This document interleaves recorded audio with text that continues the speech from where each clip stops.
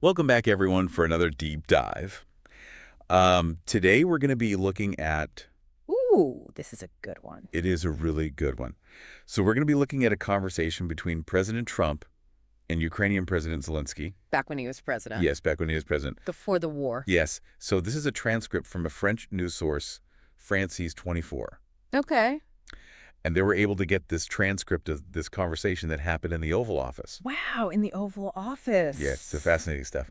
Fly on the wall stuff. Yeah, fly on the wall. Yeah. And we're going to see some pretty strong personalities clash here in this conversation. Excellent. I'm excited. Okay, so Trump starts off by talking about his stance on Putin. And he says he's not aligned with him or anyone else.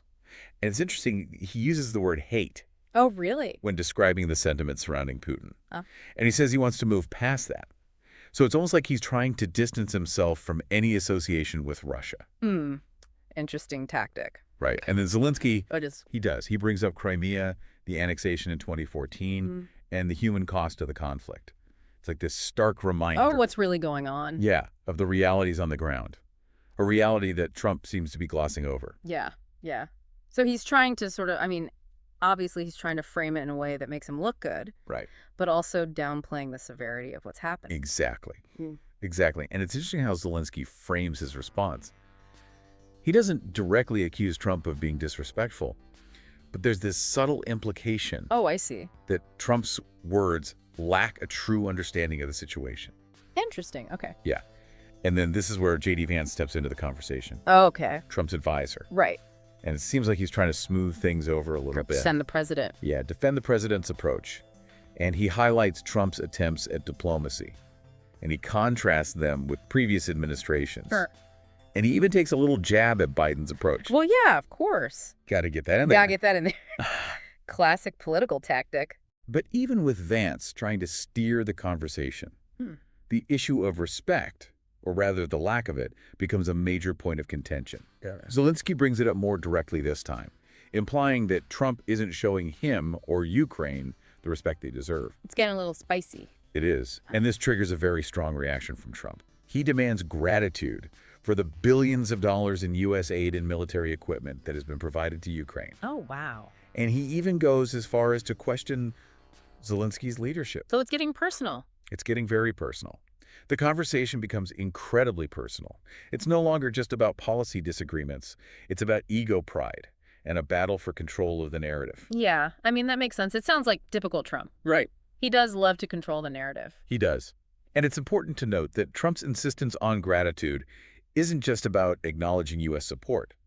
It reveals something deeper about his worldview. Okay, I'm interested. He sees the relationship with Ukraine as transactional, Okay. almost like a business deal, where one side provides a service and expects payment in return.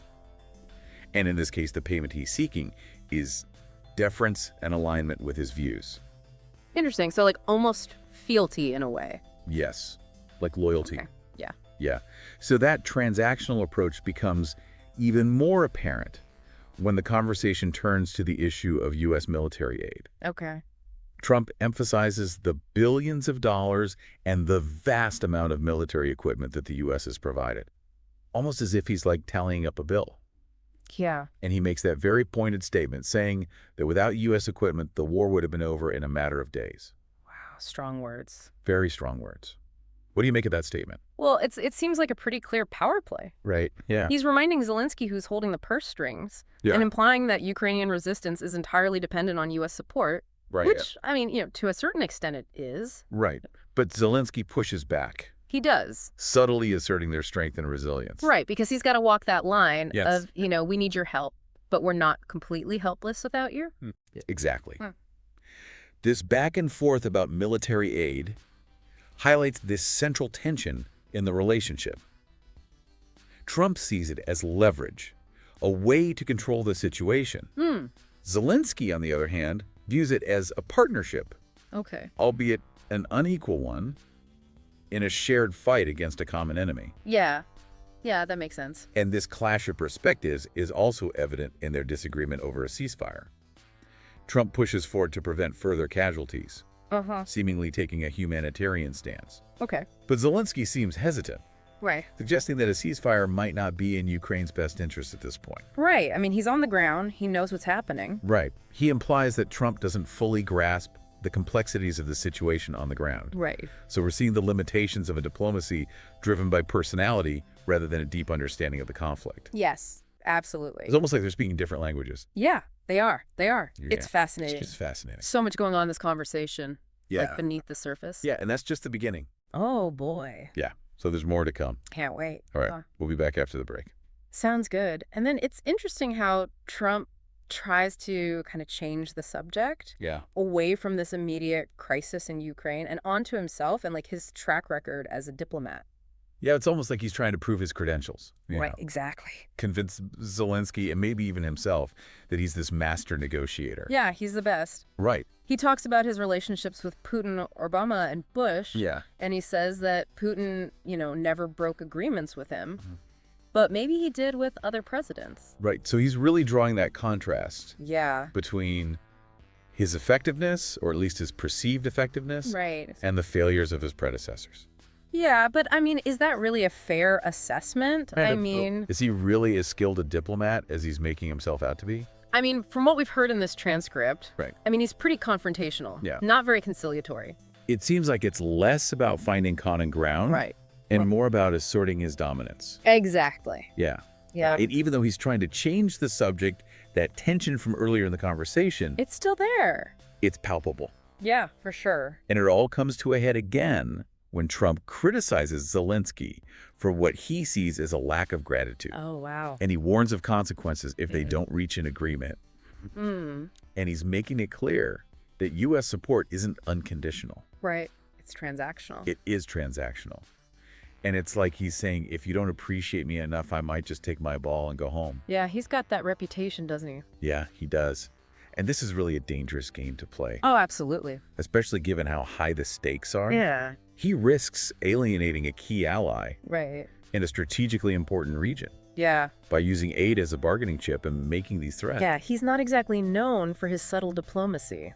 No, he's not. Yeah.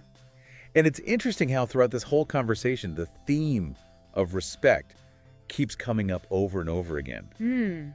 Both leaders feel disrespected by the other. Oh, yeah. Which just fuels the animosity. Yeah, you can tell. Yeah, and Trump seems to equate respect with obedience. Right. Zelensky falling in line with his demands. Yeah, do what I say and you're showing me respect. Right, exactly. Yeah. And Zelensky, on the other hand, wants respect. Right. Based on a recognition of Ukraine's sovereignty and its right to self-determination. Right, to make their own choices. Exactly. Yeah. And as the conversation comes to a close, it's clear that neither side is willing to budge. Oh, boy. The tension is unresolved. It's a stalemate. It is a stalemate. And the meeting ends on a rather unsettling note. Yeah. Fill me in. So in the final exchange, Trump criticizes Zelensky one last time. Oh, boy. For his lack of gratitude. Right. And he warns of consequences if they don't reach an agreement. He just keeps going back to that. He does. And then he says something pretty remarkable. What's that? He says that this whole exchange would make for good television. Wow. I know. I mean, here you have two world leaders talking about a conflict that has potential global ramifications. Yeah. And he's reducing it to a form of entertainment. It's pretty bizarre when you think about it that way. It is. It's like he's more concerned with how it'll play out in the media than actually trying to find a solution. Wow. Yeah. So what does that tell us about him? Well, it says a lot about his priorities. Yeah. And his approach to diplomacy. It's not about finding solutions. Right. It's about putting on a show. For the cameras. For the cameras. Yeah. That's a scary thought. It is a scary thought. So that's where we'll leave it for now. Okay. But join us after the break as we explore the broader implications of this meeting and what it reveals about the complexities of international relations. I can't wait. Wow. I mean, this conversation, it really shows how personal dynamics can have a huge impact on these global events. Oh, yeah, absolutely. You can't separate the personalities from the policies, especially when you have leaders with such strong convictions. Yeah. And big egos. Yeah. And the timing of this, too, is really interesting because this is all before Russia's full-scale invasion of Ukraine. Right. It's almost like we're seeing a preview of the tensions that are about to erupt. Exactly. Yeah, it really shows the fault lines that were already there, the mismatched expectations, and those conflicting interpretations of what's happening. You've got Zelensky, who is so aware of the threat that his country is facing. And then you have Trump, who's looking at this whole thing as a transaction. Right, that transactional lens. It's like he sees diplomacy as this series of deals. You give something, you get something in return. Quid pro quo. Yeah, and in this case, he expects Zelensky to be grateful and to fall in line with his demands. Right, and I mean, you can see how that creates resentment on Zelensky's side. Oh, yeah. I mean, he's leading a country that's literally fighting for its survival, and he's being treated like, some junior partner. Right. Who should just be happy with whatever he gets. Yeah. This whole conversation really highlights the limits of diplomacy, I think, when there's just no shared understanding and no respect. Right. They both feel disrespected by the other. Yeah. Which just makes things worse. It makes it impossible to make any progress. Exactly. And then for it to end with Trump saying, this would all make for good television? Right. I mean, what does that tell us? It's like the optics were more important to him than actually resolving the conflict. Right. For him, it's all about the show. Yeah. It makes you think about the role of personality in these international relations. Can diplomacy actually work when you have this clash of values and worldviews? That's the question, isn't it? It is. It's a big one. Because if leaders are speaking different languages, literally and figuratively, right, how can they find that common ground? It's a tough one. It is. It really makes you think about what we need from our leaders. Yeah. I mean, do we need a good show or do we need actual solutions? I think we need solutions. I think so, too. Well, this has been a fascinating deep dive, I think. It's given us a lot to think about in terms of the complexities of international relations and where things might be headed. Yeah, it's a lot to unpack. It is. So thank you for joining us on this journey, and we hope you'll continue to explore these issues with us as we try to make sense of this complicated world. Absolutely. Thanks for having me.